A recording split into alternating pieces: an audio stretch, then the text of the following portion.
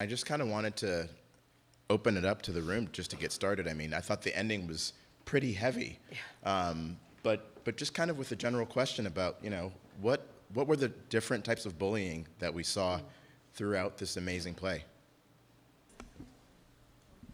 Cyberbullying. Cyberbullying. Yep, cyberbullying. Yep. Yeah. Has anyone ever seen this type of bullying or cyberbullying go on in school with any of your friends? Yeah, I see some nods or. Yeah. Yeah. So was there just one bully in this? No. No. So let's talk about that. Who were the bullies? Everybody. I mean, it was amazing, right? Yeah. That almost everyone, in some ways, right? And then who were the victims? Who was the target of the bullying? Okay, so I heard Abby. Yeah, who else? Yeah, who else? Yeah, so Anne-Marie. Yeah, so almost everyone at some point, right? Even Stephanie, right? Even the mom. Right? As a mother of a teenage daughter, and I really want you to answer, the children to answer this question, what could parents do differently? A lot of us are stressed about these things. We get mad way too easily about it. The best advice I could give you is to remain calm when we're mad, stressed. We may get mad at you, but it's just because we're mad at the situation and the things we were put there to do and the things people are saying to us, and everything around us is probably stressing us out at that moment, and we may be stressing you out, but it's because of the things that are happening in the environment around us. School, phones, anything that's around us can affect us mentally, physically, everything. Wow. Yeah. Yeah, thank you. Great answer. So I have a question. So how do we stand up to bullies? Simple question. You just stand up to them. Just Speak your mind. Okay, speak your mind. Okay. I mean, with what we watched, what would happen sometimes, it would seem, is the bully might say something, and then what happens right after that? Does somebody stand up to them, or what happens? Somebody might agree or make another comment, right? So what are some of the practical ways that you guys have already done this? Because I know that some of you have already done this in your personal lives. Diffuse the situation. A lot of times it gets out of hand and it's way too hard to stop it. A lot of times it takes more than just one person to stop it, and a lot of times it gets out of hand way too easily. Right. So there are strength in numbers, right? There's I someone. see some hands back there.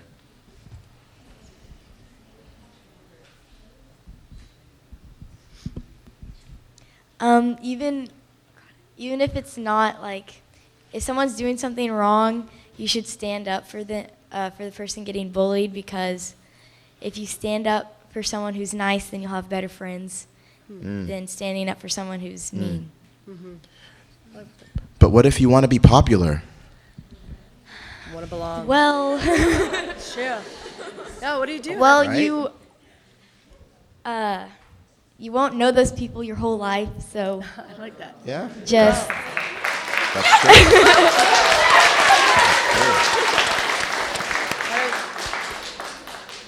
At the end, you had Steph saying to Abby, no, I can't tell my mom.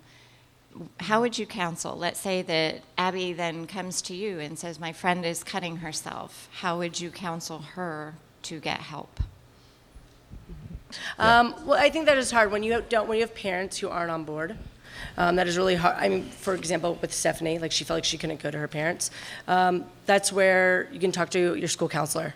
School counselors are great for that, and they can just talk about it, give you some resources, and then they maybe even bring the parents in an environment that's a little bit, it's a little maybe safe for the kid, so they feel supported.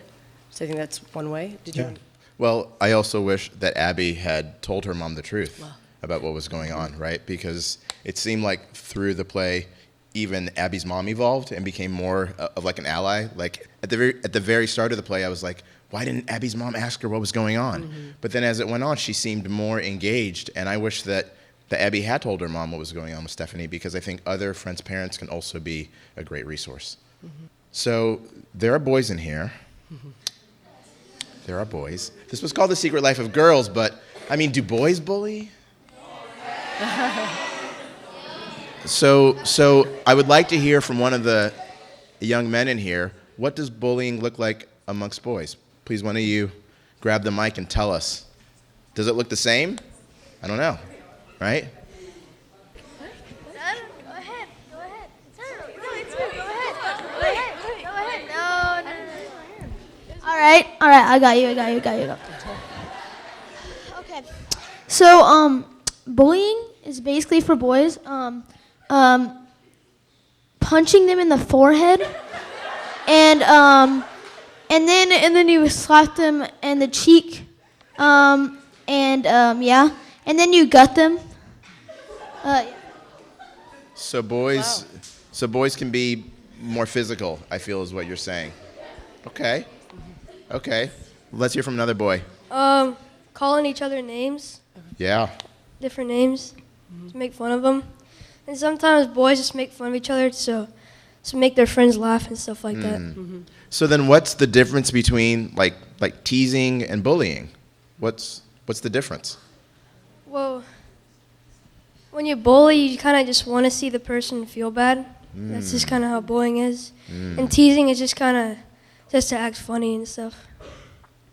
When do you think it takes? When do you think it goes from teasing to bullying, though? Have you guys been in that situation where you guys are just like teasing one another, and then suddenly it's like, that's really mean. That is not.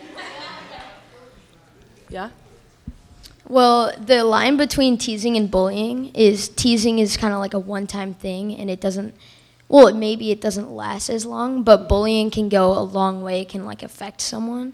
So in like in a boy's situation, it might be saying someone's bad at sports, or saying like. Or verbally abusing someone of like something that they did or something that they will do, but it is definitely either stronger or different than bullying between girls. And I think the reason that I asked my question is that yes, in some ways the bullying amongst boys like can be different, but in other ways not. There's still the name calling. There are still a lot of like similarities, I think. So this is something that I think that young men can learn from as well. I'd like to ask you guys, what about the coach? The fact that all this was going on, and the coach is close. They're working with people, spending time every day. Do you think the coach was aware of any of this, or just oblivious, or has a role in should have done something about it, or what do you think the role of the coach is in here? And also the other teachers and people in the school and. Sometimes coaches and teachers can add a level of stress that wasn't there before, and it can get sometimes annoying when they're really pushing you. Even though they want the best for you, they sometimes need to calm down a little bit. The coach seemed kind of not to really care about what was going on other than with volleyball, because she seemed really obsessed with winning, and she seemed to put a lot of pressure on them by saying, like, we're all winners, But, yeah, she just seemed oblivious of it and really was, like, blinded by winning, so. I generally think that the teachers try to, like, stay out of it because it's like it's the girl's problem or it's the boy's problem, because they're just trying not to get into, like, drama with bullying. But in this case, they were just putting on extra pressure, but not thinking about the actual bullying and what was happening in their personal lives. Sometimes I feel like whenever it does get serious enough, when maybe a student does go to a teacher, sometimes they will try and help, but they don't want to get too much involved. So when the child kind of expects them to try and help, they don't do as much as they think they would. And it's not as helpful because, they don't want to get involved, but also it would really help a lot if they did instead of just staying out of it, or else nothing's really going to change. I'd like to say that like the coach kept saying that like we're all winners and like we're gonna win and all that stuff. So she was like blinded by the fact that she wanted to win volleyball so much. But in the end, you're not all winners. If people are bullying you, cyberbullying you, teasing you, calling you names behind your back, making fun of like your weight or something or that, like I just like to say that like people and teachers, like even though that you want to stay out of it, you could still help people and like help them through what they're going through. That's great. Yeah. I feel like the coach didn't care about like the kids. She just cared about the sport that they were playing, and she didn't really care about who was getting bullied or who wasn't. So it sounds like you guys, one thing I'm hearing is like you need that support from people around you. Yeah, I kind of see some, like whether it's friends and having friends who can really support you, or even teachers and other like coaches. And so that support is big because you guys are handling a lot. You have a lot of stress, a lot of pressure. So it's having those outlets that you can go to know that they are there to support you and help you through what's going on. Is this our last? I think this is our last question. And I also feel like when you go to a teacher, a lot of if another kid hears about it, they can make fun of you for that, and I feel like that's a big problem because then people don't speak up about their problems or if someone else is doing something to hurt themselves or others. Yeah. That's what I think. Thank you so much. You guys were a great group. Yes. Thank you.